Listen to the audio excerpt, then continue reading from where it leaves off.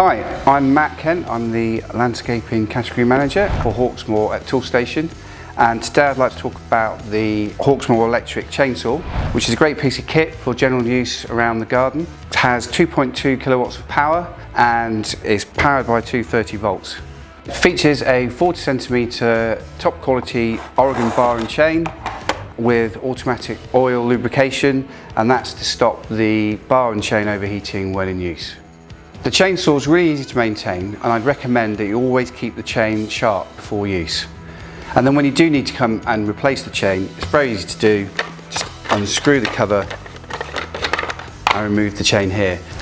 Most importantly, make sure you wear the correct PPE when using this type of machinery.